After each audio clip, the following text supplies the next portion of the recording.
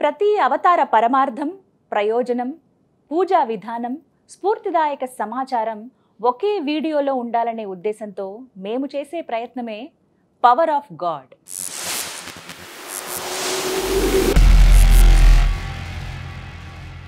ఒక్కో ఎపిసోడ్లో ఒక్కో భగవంతుడి గురించి పూర్తి సారాంశం తెలియజేస్తూ సాగే పవర్ ఆఫ్ గాడ్లో ఈ వారం అల్లరి కృష్ణయ్య, మనందరి కృష్ణయ్య, ఆ శ్రీకృష్ణ పరమాత్ముడి గురించి వివరించేందుకు ప్రస్తుతం మనతో పాటు ఉన్నారు ఇస్కాన్ నుంచి ప్రణవానంద ప్రభుజీ. వారితో మాట్లాడి మరిన్ని విషయాలు తెలుసుకుందాం. Hare Krishna Prabhuji. Hare Krishna. Welcome to power of God.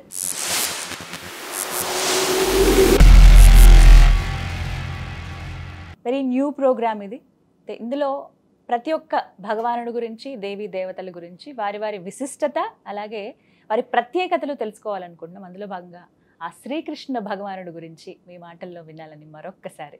అయితే ముందుగా మా ప్రశ్న, అసలు శ్రీకృష్ణ భగవానుడి అవతార విశిష్టత ఏంటి? ఎందుకు ఆయన అవతరించారు? విష్ణుమూర్తి తెలుసు, కానీ ఆయన మరొక రూపంగా కృష్ణుడిగా ఎందుకు మా అందరికీ దర్శనమిచ్చారు, మనందరికీ? వీటి గురించి వివరించండి. భాగవతం చెప్తుంది కృష్ణస్తు భగవాన్ స్వయం అని అంటుంది అనమాట. ఆయన అవతారం కాదు, ఆయన అవతారి. భగవంతుడు సాక్షాత్తుగా శ్రీకృష్ణుడుగా అవతారణ చేశారు, లేదా భగవంతుడే శ్రీకృష్ణుడు. అయితే స్వామి తను ఎందుకు అవతరించారు అని తానే భగవద్గీతలో చెప్పుకున్నారు. పవిత్రానాయ సాధూనా వినాశాయ చతుష్కృతాం ధర్మ సంస్థాపనార్థాయ సంభవామి యుగే యుగే. ప్రతి యుగంలో కూడా నేను సాధువులను, తన భక్తులకి ఆనందాన్ని చేకూర్చడానికి. చాలా మంది అనుకుంటారు ఏంటంటే రాక్షసుల్ని సంహరించడానికి రాముడు వచ్చాడు, రాక్షసుల్ని సంహరించడానికి కృష్ణుడు వచ్చాడు అని అనుకుంటారు. కానీ రాక్షస సంహారం ఆయన ఫస్ట్ ప్రియారిటీ కాదనమాట. ఫస్ట్ ప్రియారిటీ తన భక్తులకి ఆనందాన్ని ఇవ్వడానికి, తన భక్తులతో లీల చేయడానికి, తన భక్తుల యొక్క ప్రేమను ఆస్వాదన చేయడానికి. సెకండ్ రీజన్ భక్తులని కష్టపెట్టే వాళ్ళని నిర్మూలన చేయడానికి. దాని తర్వాత ధర్మాన్ని స్థాపన చేయడానికి. ధర్మం అంటే ఏమిటి? ధర్మస్తు సాక్షాత్ భగవత్పరీతం. భగవంతుడు చెప్పింది ధర్మం. ఇది ధర్మమా అది ధర్మమా అని అంటే స్వామి ఏది మనకి చెయ్యమంటారో అది ధర్మము. కాబట్టి ధర్మాన్ని ప్రతిష్టాపన చేయడానికి భగవంతుడు ఆవిర్భవించారు కృష్ణావతారంలో. కృష్ణుడు ఆవిర్భవించిన ఆ సంఘటన భాగవతంలో ఎంతో వైభవంగా ఉంటుంది. జలధరు దేహు నాజాను చతుర్బాహు సరసీలు జాక్షు విశాలాక్షు జారు గదా శంఖ చక్ర పద్మ విలాసు కంఠ కౌస్తుభమణి కాంతిబాను కమనీయ కటిసూత్ర కంకణ కేయూర శ్రీవత్సలాంఛనాంచిత విహారు సులకుండల ప్రభాయుత కుంటల్లాటు వైడూర్యమణి గణవర కిరీటు బాలు పూర్ణేందు రుజుజాలు సుగుణాల బాలు భక్తలోకపాలు కృపా విశాలు జూచి తిలకించి పులకించి యొబ్బి చెలరేగ వసుదేవుడు ఉత్సహింపే అని అంటారు భాగవతంలో. అంత ఆనందకరంగా భగవంతుడు ఆవిర్భవించారంటే దేవకీ గర్భమున. కానీ మీకు ఒక విషయం చెప్తానండి, భగవంతుడికి పుట్టుక అనేదే ఉండదు. అజాయమానో బహుదా విజాయతే అని అంటుంది శాస్త్రం. పుట్టుక లేనివాడు వివిధ రూపములలో ఆవిర్భవించారట. ఎందుకు ఆవిర్భవించారో తెలుసా? మీకోసం, మా కోసం, మనందరి కోసం ఆవిర్భవించారు. ఎందుకంటే ఆయనకు అంత ప్రేమ ఉన్నది కాబట్టి. దేవతలందరూ కూడా ఈ భూలోకాన్ని చూస్తే వాళ్ళకి వామిటింగ్ వస్తున్నట్టు అనిపిస్తుందట అండి. ఎందుకంటే అంత చెడు లోకం అట. అందరూ కూడా దేవతలందరూ మీరు చూసారనుకోండి, మీరు ఏదైనా మహాభారతం ఇలాంటివి చూసారనుకోండి, వాళ్ళందరూ ఇలా గాల్లో తేలుతూ ఉంటారు, ఇలా వచ్చి గాల్లో ఆగి అక్కడి నుంచి మాట్లాడుతూ ఉంటారు క్యారెక్టర్స్ తో అంతా. మీరు కుంతి మహారాణి ఎప్పుడైతే ప్రార్థన చేస్తుందో దేవతలందరికీ, వాళ్ళు ఇలా ఆకాశంలోకి వచ్చి ఆ పుత్రుణ్ణి ప్రసాదించి వెళ్ళిపోతారు. ఇవన్నీ మనం చూస్తాం. కానీ భగవంతుడి యొక్క కృప ఎటువంటిది అంటే శ్రీకృష్ణుడు నేలపైన అవతరించి ఆ మట్టిని తిన్నాడు, మన్నుని తిన్నాడు. తాకట్టులో ఉన్న బంగారాన్ని విడిపించి ఆ రోజు ఆన్లైన్ రేటుకే మేము కొంటాం. Sharma gold company. మనందరినీ ఆకర్షించి కర్షతి ఇది కృష్ణ, ఆకర్షణ చేసి ఆయన వైపు తన మార్గంలో తిప్పుకోవడానికి భగవంతుడు ఆవిర్భవించారనమాట శ్రీకృష్ణుడి యొక్క స్వరూపంలో. అటువంటి అద్భుతమైన సుందరమైన most captivating form of God is Krishna. Captivating అంటే సరైన అర్థం అండి దానికి? ఎవరినైనా ఆకర్షించేవాడు. ఆయనని చూస్తే ఇంకా మనం తల తిప్పుకోలేమన్నమాట. ఆయన గురించి వింటే ఇంకా మన చెవులు వినకుండా ఆగలేవు. ఆయన నామాన్ని చెప్తే మళ్ళీ అసలు వినాలి. చెప్పకుండా ఆపలేమన్నమాట. అటువంటి సుందరమైన అన్నిటికంటే అద్భుతమైన స్వరూపంలో స్వామి శ్రీకృష్ణుడుగా అవతరించారు. భగవంతుడికి పుట్టుక అంటూ ఉండదు అని మనం ఇందాక చెప్పుకున్నాం కదా. ఎలా అయితే సూర్యుడు ఉదయిస్తాడో అస్తమిస్తాడో భగవంతుడు అవతరిస్తారు, అవతార పరిసమాప్తి చేస్తారు. అంతేగాని స్వామికి పుట్టుక మరణించుట ఇలాంటివి ఉండవు. మనం సూర్యుడిని ఎప్పుడైనా ప్రొద్దున పూట పుడితే సూర్యుడు పుట్టాడు, రాత్రి కనిపించకపోతే మరణించాడు అని అంటామా? నీకు కనిపించట్లేదు కానీ ఎవరికో ఒకళ్ళకి కనిపిస్తున్నారు, అంతే కదండి. అలానే చెప్తాం కదా, అయ్యా నీకు కనిపించట్లేదు అంటే మాత్రం చేత మరణించినట్టు కాదయ్యా, ఇంకెక్కడో ఆయన తన వెలుగుని పంచుతున్నారు. అలానే భగవంతుడు ఆవిర్భవిస్తారు, భగవంతుడు అవతార పరిసమాప్తిని చేస్తారన్నమాట. ఇది విశేషం. కృష్ణుడి స్ట్రెంగ్త్ అని అంటే ఏం చెప్తారండి? What is the strength of lord Krishna? ఒక ఆయన మాతోటి మాట్లాడుతూ ఒక విషయాన్ని చెప్పారు. ప్రభుజీ, మనం అందరు దేవి దేవతలను చూసారనుకోండి, ఒకళ్ళు త్రిశూలం పట్టుకుంటారు, ఒకళ్ళు వివిధ ఆయుధాలు ధరించి ఉంటారు, ఇంకొకళ్ళు ఖడ్గాన్ని ధరించి ఉంటారు. అలా అందరూ ఏదో ఒక ఆయుధాన్ని, ఒకళ్ళు బాణాన్ని ధరించి ఉంటారు. అలా అందరూ దేవి దేవతలు కూడా ఒక్కొక్క ఆయుధాన్ని ధరించి మనకి దర్శనమిస్తారు. కానీ కృష్ణుడు మాత్రం ఫ్లూట్ని పట్టుకుంటారు. కృష్ణుడికి అన్నిటికంటే గొప్ప స్ట్రెంగ్త్ ఏమిటి అని అడిగితే ఆయన అందమే ఆయనకి స్ట్రెంగ్త్, ఆయన యొక్క లీలనే ఆయనకి స్ట్రెంగ్త్, ఆయన యొక్క రూపమే ఆయనకి స్ట్రెంగ్త్, ఆయన యొక్క నామమే ఆయనకి స్ట్రెంగ్త్. ఇంకే కొత్త స్ట్రెంగ్త్ అవసరం లేదు ఆయనకు చూపించుకోవడానికి. మా ఆచార్యులు అంటారు, పొరపాటున కానీ మీ జీవితంలో మీరు ఇంకా ఎటువంటి భౌతికమైన విషయాలను పొందాలి అని అనుకునే ఇచ్చ మీకు కానీ ఉంటే పొరపాటున కానీ బృందావనానికి రాకండి అని అంటారు ఆయన. పొరపాటున కానీ బృందావనానికి వస్తే కేశీ ఘాటికి మాత్రం అసలు వెళ్ళకండి అని అంటారు. ఎందుకు అని అంటే అక్కడ కృష్ణుడు త్రిభంగ స్వరూపంలో నించుంటాడు. ఆయనను ఒకసారి మీరు చూస్తే ఇంకా జీవితంలో దేని గురించి కూడా మీ మనసులో ఆసక్తి ఉండదు, కాబట్టి బృందావనానికి వెళ్ళొద్దు అని చెప్తారనమాట. ఎందుకు అని అంటే కృష్ణుడి యొక్క రూపం అటువంటిది, కృష్ణుడి యొక్క నామం అటువంటిది, కృష్ణుడి యొక్క లీల అటువంటిది అనమాట. ఒక్కసారి కానీ కృష్ణుడు కృష్ణ గ్రహీతాత్మ అని అంటారు ప్రహ్లాదుని. మనందరం ఈ ప్రపంచంలో ఏ గ్రహం అండి మమ్మల్ని, మాకు ఈ నడుస్తుంది, ఏలనాటి శని నడుస్తుంది, రాహు దశ నడుస్తుంది, కేతు దశ నడుస్తుంది అంటారు కదా. భగవద్భక్తులకు కూడా ఒక గ్రహం పట్టుకుంటుందట. ఏ గ్రహమో తెలుసా? ప్రహ్లాదుని పట్టుకున్న గ్రహం కృష్ణ గ్రహీతాత్మ, కృష్ణుడు అనే గ్రహం పట్టేసుకుంటుంది అనమాట. ఎప్పుడైతే కృష్ణ గ్రహం పట్టుకుంటుందో ఇంకా ఏ గ్రహం ఏం చేయలేదు అటువంటి భక్తుడిని. ఒకసారి కృష్ణ గ్రహం పట్టుకుంది అనుకోండి, ఇంకా మనం ఆ గ్రహం యొక్క బారి నుంచి మనం విడిచిపెట్టుకు వెళ్ళలేము. ఎందుకంటే మనం చూస్తాం ఏలనాటి శని అంటే 7.5 years ఎంతో ఉంటదని చెప్తారు. అయితే 7.5 అంటారు కదండి, 7.5 years. కానీ భగవంతుడి గ్రహం అలా కాదండి, జన్మాంతరాలకి మనతో పాటే ఉంటాడు. మనల్ని ఆయన దగ్గరికి తీసుకెళ్లేంత వరకు వదిలిపెట్టరు అనమాట. అది భగవంతుడి యొక్క కరుణ, అది భగవంతుడి యొక్క కృప. కాబట్టి కృష్ణుడి యొక్క స్ట్రెంగ్త్ ఎక్కడుంది అని అంటే, భగవంతుడు అని అంటే ఒక నిర్వచనంలోనే షడ్ ఐశ్వర్య సంపూర్ణులు అని అంటారు భగవంతుడు. అంటే అఖిల సౌందర్యం. ఈ ప్రపంచంలో అందరికంటే పెద్ద అందగాడు మన్మధుడు అని అంటారు, క్యూపిడ్ అని అంటారు. ఆయన కృష్ణుడిని చూస్తే కళ్ళు తిరిగి కింద పడిపోతాడట. మదన్ మోహనుడు అని అంటారు. మన ఇస్కాన్ హ్యాబిట్స్ లో ఉండే డిటి పేరు రాధా మదన్ మోహన్ జీ. మదన్ మోహన్ అంటే మదనుని కూడా మోహించిన వాడు అనమాట Krishna. All beauty, all strength.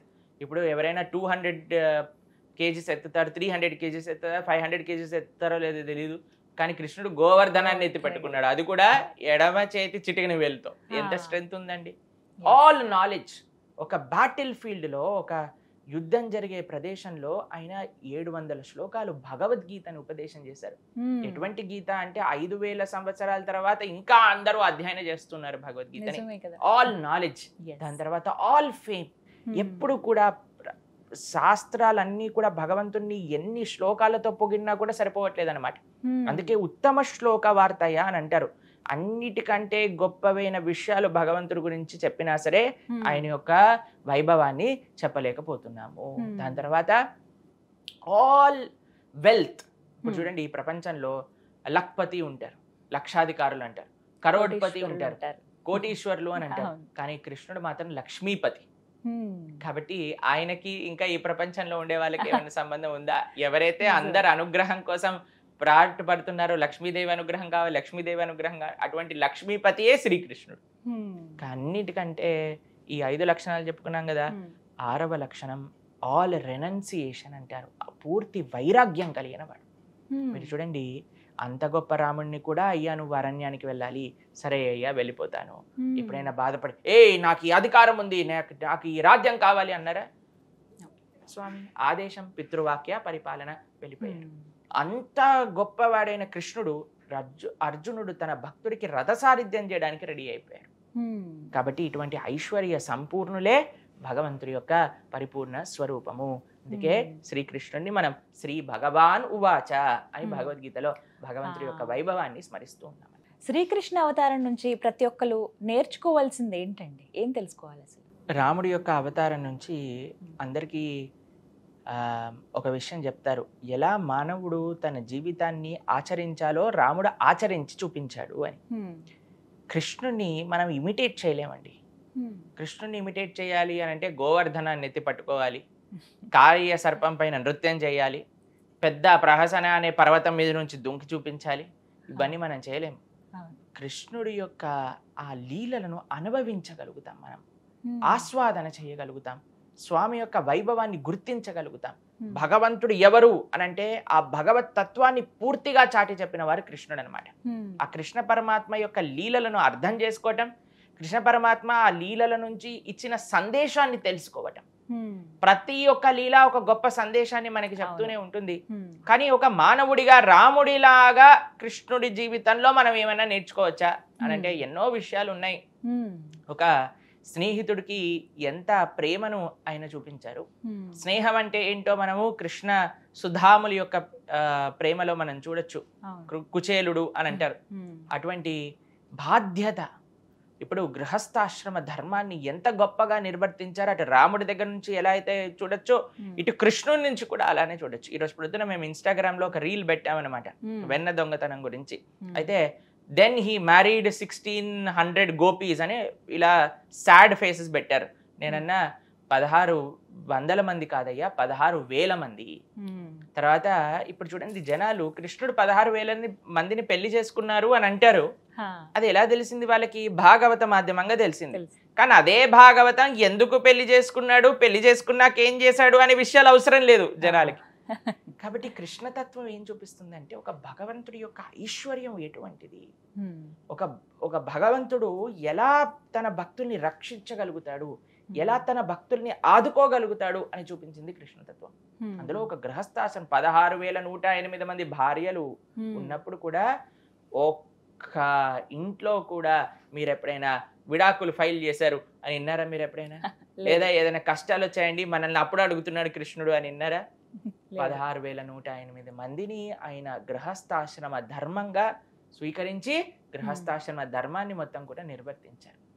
ఏంటి చూపిస్తుంది మనకి 16,108? 16,108 కాదయ్యా, 16 కోట్ల మంది వచ్చినా, 1600 కోట్ల మంది వచ్చినా, 16,000 కోట్ల మంది వచ్చినా కృష్ణుడు అందరినీ పోషించగల శక్తి కలిగిన భగవంతుడు అని కృష్ణతత్వం మనకి నేర్పిస్తుంది. కాబట్టి భగవంతుడు గురించి మనం అర్థం చేసుకోవాలి అని అంటే మనం భగవంతుడి గురించి చెప్పిన శాస్త్రములు చదవాలి. కృష్ణుడి గురించి చెప్పిన శాస్త్రం శ్రీమద్ భాగవతం. ఎప్పుడైతే మనం భాగవతం వింటామో, ఎప్పుడైతే మనం భాగవతం చదువుతామో, అప్పుడే మన కృష్ణతత్వం గురించి అర్థమవుతుంది. కృష్ణుడు చెప్పింది భగవద్గీత అయితే, కృష్ణుడు గురించి చెప్పింది శ్రీమద్ భాగవతం. అసలు భాగవతం చదివితే, కృష్ణుడి యొక్క లీలలు చదివితే అసలు ఒక్కొక్క లీల ద్వారా కృష్ణుడు మనకి ఏం చూపించాలి అనుకుంటున్నాడు అనేది అవగతం అవుతుంది. ఎప్పుడైతే దాన్ని స్వయంగా మనం అనుభవిస్తామో అప్పుడు మన జీవితంలో ఉండే అన్ని రిలేషన్షిప్స్ కూడా ఎంతో పర్ఫెక్ట్ గా మారుతాయి అన్నమాట. చిట్ట చివరికి అన్నిటికంటే top most and the most important భగవంతుడికి భక్తుడికి ఉండే రిలేషన్షిప్ కూడా మనం శ్రీమద్ భాగవతం చదవటం వల్ల, కృష్ణుడి యొక్క లీలలు వినటం వల్ల, కృష్ణుడు ఏమేమి చేశారు తన లీలల్లో అని తెలుసుకోవటం వల్ల మనకి అవగతం. ఒక్కొక్క దేవీ దేవతలకు కావచ్చు, ఎవరైనా భగవంతుడికైనా పూజా విధానం అంటూ ఒకటి ఉంటుందండి. అసలు కృష్ణ భగవానుని ఎలా పూజించాలి? పత్రం పుష్పం ఫలంతోయం యోమే భక్త్యా ప్రయశ్చతి అని భగవంతుడు చెప్పారు. భగవంతుడి యొక్క ఆరాధన పరమ సాత్వికమైన ఆరాధన. ప్రేమ అనేది భగవద్ ఆరాధనలో ముఖ్యం అండి. నువ్వు ఏం వస్తువు ఇస్తున్నావు? కొంతమంది చెప్తారనమాట, నువ్వు ఈ పూజలో ప్రసన్నం అవ్వాలంటే ఆ రాయి తీసుకొనిరా, ఈ చెట్టులో ఈ ఆకు పట్టుకొనిరా, ఆ నూనె వెయ్యి, ఈ ఒత్తు వెయ్యి, ఇలా దాన్ని ఉల్టా దిప్పు, ఈ ముగ్గెయ్యి, ఇలాంటివి ఏమి ఉండవండి భగవంతుడి దగ్గర. పత్రం పుష్పం ఫలం తోయం యోమే భక్త్యా ప్రయచ్చతి. అయ్యా నువ్వు ప్రేమతో నాకు ఏది పెట్టినా నేను స్వీకరిస్తా. సాత్వికమైనవి. ఏంటి సాత్వికమైనవి? భగవంతుడు పెద్ద మెన్యూ ఏమి ఇవ్వలేదండి, కాంప్లికేటెడ్ మెన్యూ.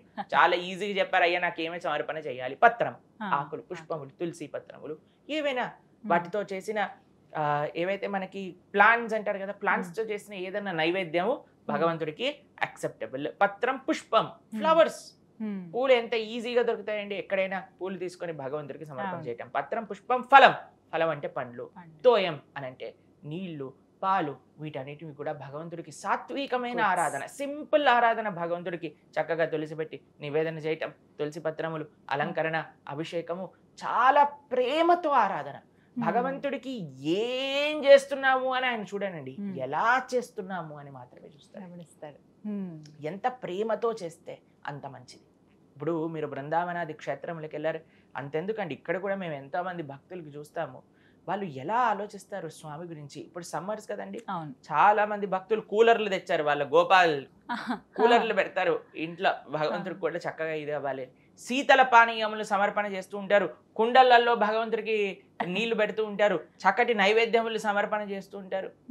భగవంతుడు బొమ్మ అనుకునే వాడికి వాడి హృదయం రాయి, వాడి బుర్ర రాయి, కాబట్టి భగవంతుడు రాయిలాగానే కనిపిస్తుంది. భగవంతుడు సాక్షాత్తుగా శ్రీ విగ్రహ రూపంలో మన ముందు ఆయన పూర్తి శక్తులతో ఉన్నారు అని అనిపిస్తే ఆ భగవంతుడు అలానే మనతో రెసిప్రోకేట్ అవుతారు, అలానే మనం భగవంతుని సేవ చేయగలుగుతాం. ఆ సేవలో మనకి ఆ అనుభవం అనేది కలుగుతుంది. ఇది చెప్పి చెప్పి చెప్పి చెప్పి జనాలకు అర్థం కాదు, వాళ్ళు ఎప్పటి వరకు అయితే ఎక్స్పీరియన్స్ చేయరు. ఇప్పుడు నేను మీకు ఒక 2 గంటల సేపు గులాబ్ జామున్ గురించి ప్రవచనం చెప్తే ఏమీ లాభం అండి, ప్రభుజీ మీరు గులాబ్ జాముల గురించి చెప్పకండి, తెచ్చి ఇవ్వండి మాకు అని అంటారు. అంతేనా? తినంది మనకి ఏం తెలుస్తుందండి గులాబ్ జాముల గురించి. అలానే మేము భగవంతుడి యొక్క భక్తి యొక్క రసం ఏంటయ్యా, భగవంతుడి యొక్క ఆరాధనలో ఉండే మాధుర్యత ఏంటయ్యా, అక్కడ ఉండే ఎక్స్పీరియన్స్ ఏంటయ్యా అని ఎంత చెప్పినా సరే జనాలు ప్రశ్నిస్తూ ఉంటారు. మీరు చేయటం ప్రారంభం చేయండి, అప్పుడు మీకు తెలుస్తుంది. మన ఆచార్యులు, మన పూర్వీకులందరూ దీన్ని అనుభవించారు కాబట్టి వాళ్ళు అంత నమ్మకంతో దాన్ని ప్రతిపాదన చేశారు. మేము ఎక్స్పీరియన్స్ చేస్తున్నాం కాబట్టి మీరు చెప్తున్నారు, మీరు మాత్రం విని అది కాదు ఇది కాదు అంటే ఏం లాభం? దాన్ని స్టార్ట్ చేయండి మీరు కూడా ఎక్కడో ఒక చోట, అప్పుడు మీకు కూడా ఆ ఎక్స్పీరియన్స్ అనేది కలుగుతుంది. కాబట్టి భగవంతుడి యొక్క ఆరాధన చాలా సింపుల్ అండి, చాలా ఈజీ.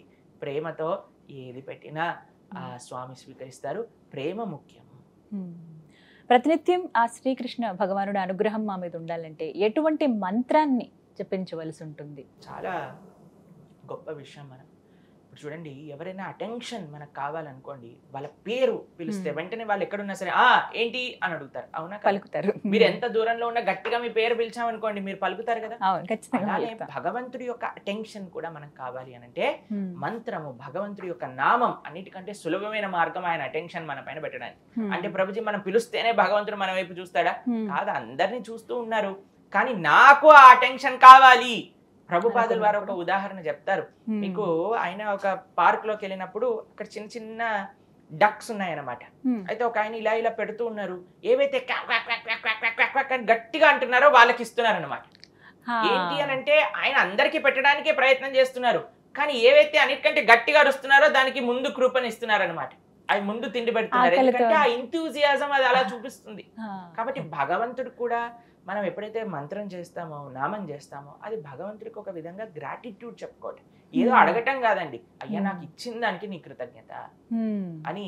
మనం శత్రుచ్ఛేదైక మంత్రం, సకలుపనిషద్వాక్య సంపూజ్య మంత్రం, సంసారోచ్ఛేద మంత్రం అని అంటారు. జప జప జన్మ సాఫల్య మంత్రము అని అంటారు. ఏంటా మంత్రము అని అంటే కృష్ణ మంత్రం. భగవంతుడి యొక్క నామాన్ని కృష్ణ, గోవింద, మధుసూదన, ముకుంద, వామన, శ్రీనాథ, నారాయణ, వాసుదేవ, శ్రీకృష్ణ భక్త ప్రియ చక్రపాణి, శ్రీ పద్మనాభ అచ్యుత కైటబారే, శ్రీకృష్ణ పద్మాక్ష హరే మురారే, అనంత వైకుంఠ ముకుంద కృష్ణ, గోవింద దామోదర మాధవేతి.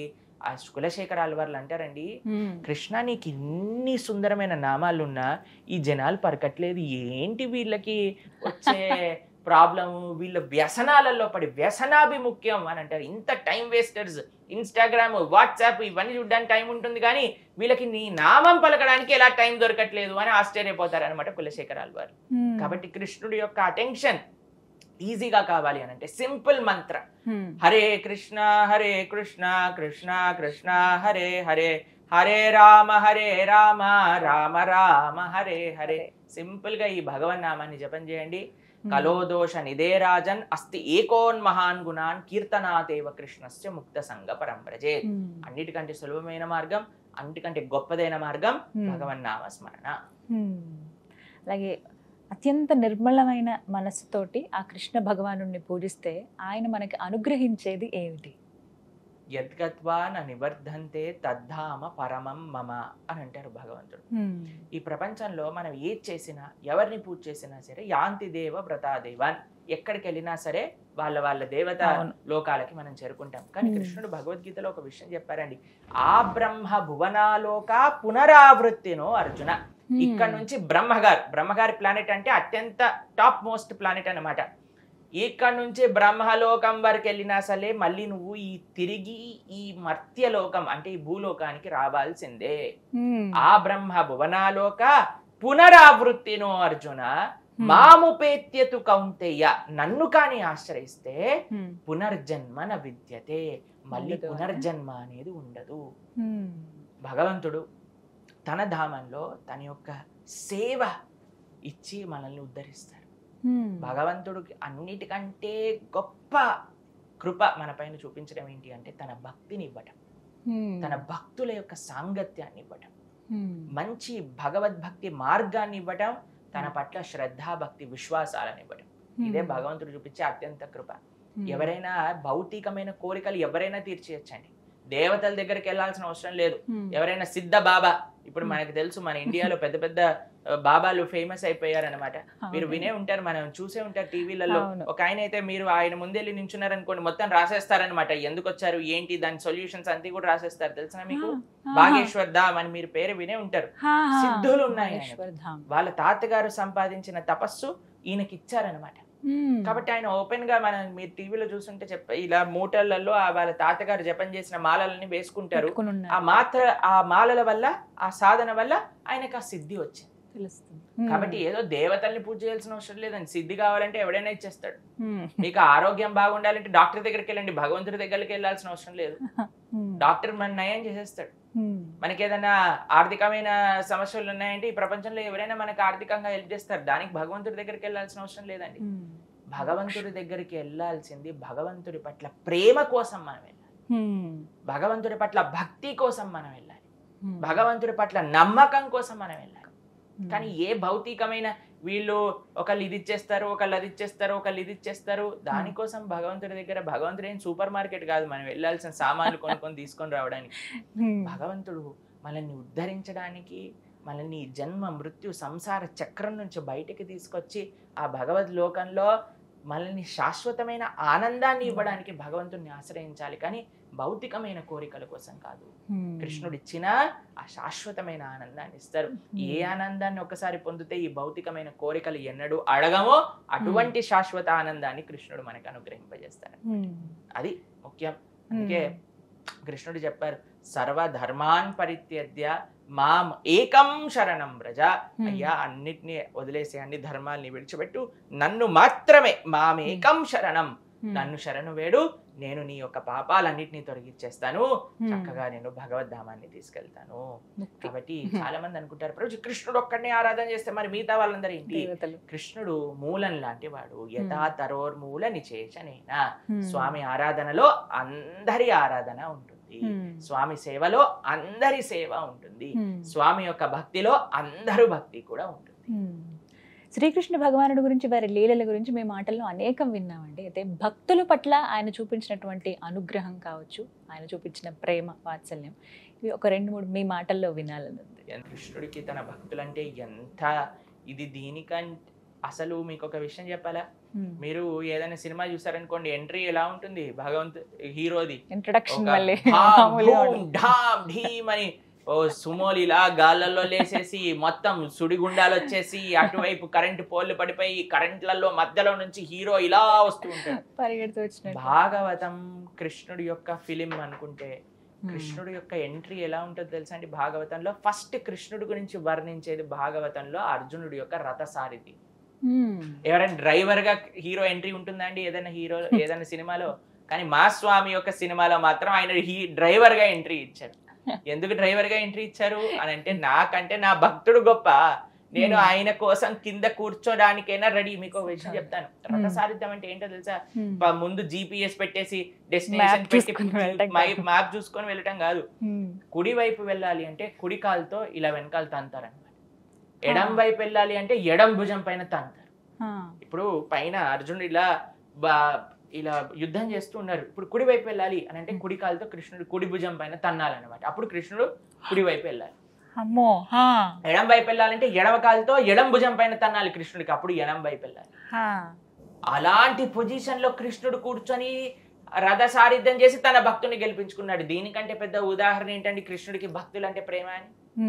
ఎక్కడున్నా సరే ఏ లీలలైనా చూడండి, ఆలవైకుంఠపురిలో ఆలోన సౌదంబులో అని గజేంద్ర మోక్ష లీలలో లక్ష్మీదేవితో వైకుంఠంలో ఆనందంగా ఉన్నాడు. ఒక్కసారి ఒక ఏనుగు భగవంతుని పిలిచేసరికి పరిగెత్తుకుంటూ వచ్చేసారు. లక్ష్మీదేవిని కూడా పట్టించుకోలేదు, పరిగెత్తుకుంటూ వచ్చేసారు అనమాట కాపాడుకోవడానికి. ద్రౌపది దేవి పిలవంగానే వెంటనే చీరిచ్చి కాపాడారు. అసలు ఎప్పుడు తన మనసులో తన భక్తులు భక్తులు భక్తులు మద్భక్త పూజాభ్యధిక సాధూనాం హృదయం మహ్యం, ఎప్పుడు తన భక్తుల గురించే ఆలోచిస్తూ ఉంటాడు. ఆయనకి ఇంకేం ఆలోచనే లేదు ఆయన. ఎందుకంటే ఆయన చేసిన సృష్టి ఎంత బాగుందంటే ఆ సైకిల్లో ఆ సిస్టంలో అది నడుస్తూనే ఉంటుంది అనమాట. కానీ ఈయనేం చేస్తాడు? తన భక్తుల గురించి ఆలోచిస్తూ ఉంటాడు. కృష్ణుడికి ఎంత ప్రేమ, దానికంటే ఇంకొక ప్రేమ. అసలు ప్రేమ భక్త వత్సల్యత అన్నదానికి మారు పేరు కృష్ణావతారం.